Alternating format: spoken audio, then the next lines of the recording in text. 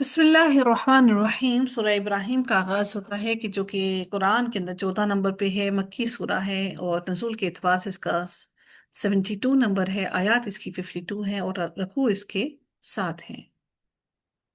سورہ ابراہیم کا آغاز کرتے ہیں اور دیکھتے ہیں کہ اللہ رب العزت نے کیا ہی خوبصورت پیغامات اور کیا ہی خوبصورت باتیں ہم سے کی ہیں، اس کو سمجھنے اور اس پر غور و فکر کرنے اور تدبر حاصل کرنے کی کوشش کرتے ہیں، اور اللہ تعالیٰ سے اس دعا کے ساتھ کہ اللہ تعالیٰ ہمارے سینوں کو، ہمارے ذہنوں کو کھول دیں تاکہ ہم اللہ تعالیٰ کے کلام کو بہترین طریقے سے سمجھ سکیں اور اس پر عمل کر سکیں۔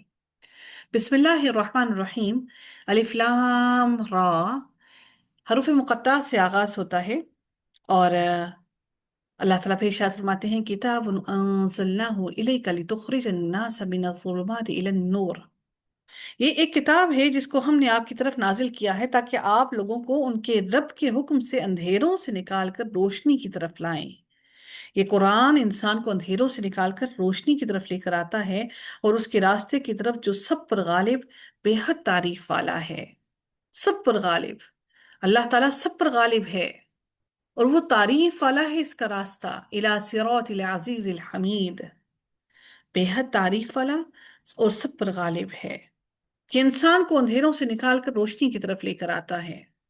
رب العزت نے سورہ بقرہ میں ارشاد فرمایا، اللہ تعالیٰ ان لوگوں کا دوست ہے جو ایمان لائے اور وہ ان کو اندھیروں سے نکال کر روشنی کی طرف لاتا ہے، اور جن لوگوں نے کفر کیا ان کے دوست باطل معبود ہیں، وہ ان کو روشنی سے نکال کر تاریکیوں کی طرف لے جاتے ہیں، یہی لوگ جہنمی ہیں اور اس میں وہ ہمیشہ ہمیشہ رہنے والے ہیں۔ پھر اللہ تعالیٰ پھر اسی طرح سے سورہ حدید میں بھی ارشاد فرماتے ہیں کہ وہی ہے جو اپنے بندے پر واضح آیات نازل کرتا ہے تاکہ وہ تمہیں تاریکیوں سے روشنی کی طرف نکال لائے، اور بلا شبہ اللہ تعالیٰ تم پر بے حد نرمی کرنے والا اور نہایت رحم کرنے والا ہے۔ بِإِذْنِ رَبِّهِمْ، ان کے رب کے حکم سے، اللہ کی توفیق سے۔ اللہ تعالیٰ نے سورہ یونس میں بھی ارشاد فرمایا کہ اور کسی انسان کے لیے ممکن نہیں کہ وہ ایمان لائے مگر اللہ تعالیٰ کے اذن سے، اور وہ ان پر گندگی ڈال دیتا ہے جو لوگ نہیں سمجھتے۔ اللہ رب العزت ان پر گندگی ڈال دیتا ہے جو لوگ نہیں سمجھتے۔ اللہ تعالیٰ سیدھے رستے کی طرف جس کو چاہتا ہے اس کو چلاتا ہے، اور ہر انسان کی بس کی بات نہیں ہے کہ ہر انسان سیدھے رستے پر چل سکے، جب تک کہ میرے رب کا حکم نہ ہو اور جب تک کہ میرے رب کی رضا نہ ہو۔ اللہ تعالیٰ جس کو چاہتا ہے اپنے رستے کی طرف ہدایت دیتا ہے، اور اگر اللہ تعالیٰ نے آپ کو اور مجھے اپنے رستے کی طرف بلایا ہے تو یہ میرے رب کی طرف سے بہت بڑی عنایت ہے۔ اللہ رب العزت پھر فرماتے ہیں اللہ الذی لہ ما فی السماوات وما فی الارض۔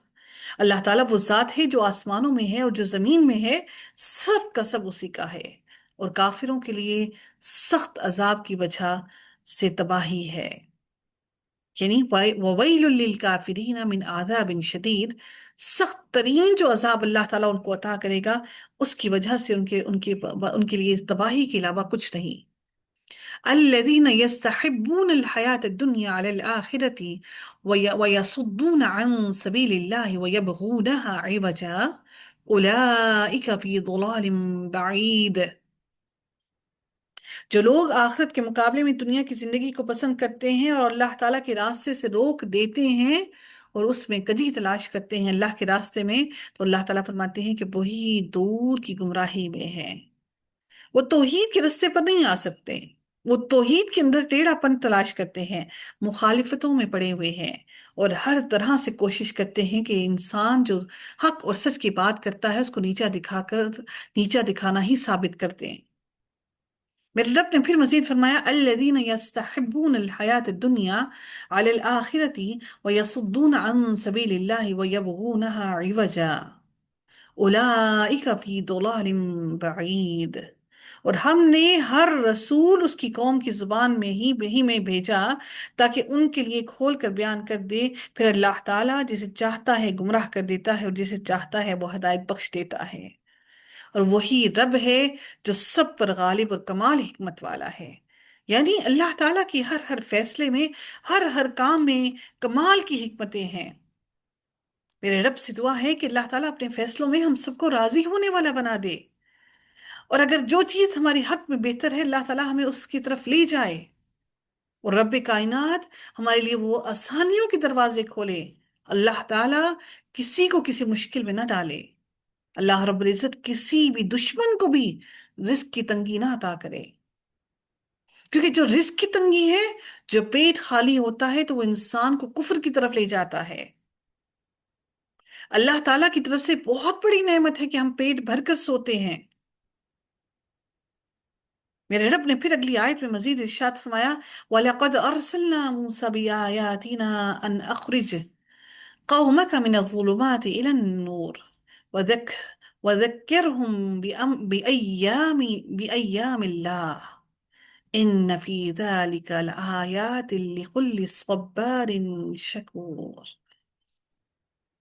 اللہ تعالیٰ فرماتے ہیں، اور بلا شبہ یقیناً ہم نے موسیٰ کو اپنی نشانیاں دے کر بھیجا کہ اپنی قوم کو اندھیروں سے روشنی کی طرف نکال لاؤ، اور انہیں اللہ تعالیٰ کے ال- دنوں کی یاد دلاؤ۔ یقیناً اس میں ہر اس شخص کے لیے نشانیاں ہیں جو بہت صبر کرنے والا اور بہت شکر کرنے والا ہے۔ اپنی نشانیاں دے کر، یعنی ایسی نشانیوں کے ساتھ جو ان کی نبوت کی صداقت پر دلالت کرتی تھی، کہ 9 نشانیاں تھیں جو اللہ تعالیٰ نے حضرت موسیٰ علیہ السلام کو دے کر بھیجی، جن میں طوفان، ٹڈی دل جو ان کے کھیتوں میں آ گیا، مینڈک، جوئیں، سرسریاں، لہو جو ان کا پانی ان کا خون بن گیا تھا، عصا اور ان کے ہاتھ کا سفید ہو جانا، اور پھلوں کے نقصانات کو اور قحط سالی کو۔ یہ اللہ تعالیٰ کی طرف سے وہ 9 نشانیاں تھیں جو حضرت موسیٰ علیہ السلام کو دی گئیں۔ ان میں عذاب بھی شامل تھے، اور ان میں وہ اللہ تعالیٰ کی بھیجی گئی وہ تمام نشانیاں بھی شامل تھیں۔ اللہ تعالیٰ فرماتے ہیں، ان اخرج قومک من الظلمات الی النور، کہ اپنی قوم کو اندھیروں سے روشنی کی طرف نکال لاؤ۔ اللہ تعالیٰ نے یہ معجزات اس لیے دیے تاکہ بنی اسرائیل جس جہالت اور گمراہی کے اندھیروں میں پڑی ہوئی ہے، اس اندھیروں سے باہر نکل کر وہ روشنی اور خیر اور برکت کی طرف آ سکیں، یعنی یہ قوم شرک سے کی تاریکیوں سے نکل کر توحید کے نور کی طرف آ جائے۔ اور پھر اللہ تعالیٰ نے فرمایا، وَذَكِّرْهُمْ بِأَيَّامِ اللَّهِ، اور انہیں اللہ تعالیٰ کے دنوں کی یاد دلاؤ۔ ایام اللہ سے مراد تاریخ کے وہ اہم واقعات ہیں جب اللہ تعالیٰ کا فیصلہ ظاہر ہوا، جب اللہ تعالیٰ کی مدد سے حق نے باطل پر فتح پائی۔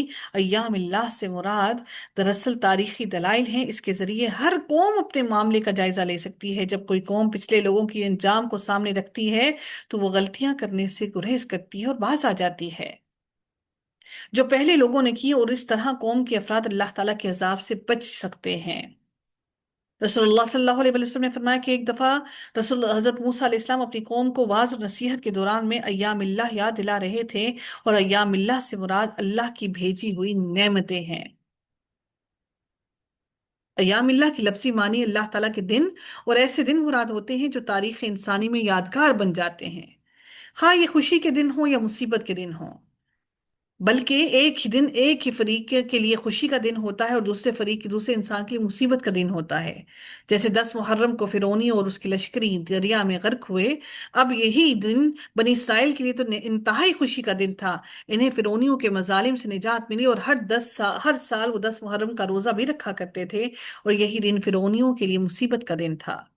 یہی صورت 17 رمضان 2 ہجری کی ہے، جب غزوہ بدر میں مشرکین کو شکست ہوئی، اور یہ دن مسلمانوں کے لیے انتہائی خوشی کا دن تھا۔ اور اسی طرح پہلی قوموں پر جو عذاب الہی نازل ہوتا رہا تو یہ ایام اللہ کہلایا جاتا ہے، اس کو ایام اللہ کہتے ہیں۔ ان فی ذالک، یقیناً اس میں، یعنی اللہ تعالیٰ کی دنوں میں، لآیات لکل صبار شکور، ہر اس شخص کے لیے نشانیاں ہیں جو بہت صبر کرنے والا، بہت شکر کرنے والا ہے۔ صبر کرنا اور اللہ تعالیٰ کی نعمتوں کا شکر ادا کرنا، یہ بہت بڑی باتیں ہیں۔ اللہ تعالیٰ نے کھانے کو دیا، اچھا پہننے کو دیا، اوڑھنے کو دیا، سکون کی نیند عطا کی، صحت عطا کی، تو اللہ تعالیٰ کی ہر نعمت کا شکر ادا کرنا۔ وَإِذْ قَالَ مُوسَى لِقَوْمِهِ اذْكُرُوا نِعْمَةَ اللَّهِ عَلَيْكُمْ إِذْ أَنْجَاكُمْ من آل فرعون يسومونكم سوء العذاب ويذبحون أبناءكم ويستحيون نساءكم وفي ذلكم بلاء من ربكم عظيم۔ اور جب موسیٰ نے اپنی قوم سے کہا کہ اپنے اوپر اللہ تعالیٰ کی نعمت کو یاد کرو، جب اس نے تمہیں آل فرعون سے نجات دلائی جو تمہیں برا عذاب پہنچاتے تھے اور تمہارے بیٹوں کو ذبح کرتے تھے اور تمہاری عورتوں کو زندہ رکھتے تھے، اور اس میں تمہارے رب کی طرف سے ایک بہت بڑی آزمائش تھی۔ اللہ تعالیٰ نے اس اتنی بڑی آزمائش سے تمہیں نجات دی۔ اللہ تعالیٰ تمہیں یہ آزمائشیں اس لیے بتا رہا ہے تاکہ تم سمجھ سکو کہ اللہ تعالیٰ نے تمہیں کس طرح کی عذاب سے نجات دی۔ کوئی تھا نہیں کہ جو تمہیں اس عذاب سے نجات دے سکتا۔ اللہ رب العزت سے دعا ہے کہ رب کائنات ہم سب کو اپنی رحمتوں کے اثار میں رکھے اور ہماری کوتاہیوں، غلطیوں اور گناہوں کو معاف کر دے، اور نیکی پر چلنا اللہ تعالی ہم سب کے لیے آسان کر دے۔ وآخر دعوانا ان الحمد للہ رب العالمین، صلی اللہ تعالی علی خیرہ خلقہ اجمعین، برحمتک یا ارحم الراحمین، سبحانک اللہم وبحمدک، نشہد ان لا الہ الا انت، نستغفرک ونتوب الیک۔ السلام علیکم ورحمۃ اللہ وبرکاتہ۔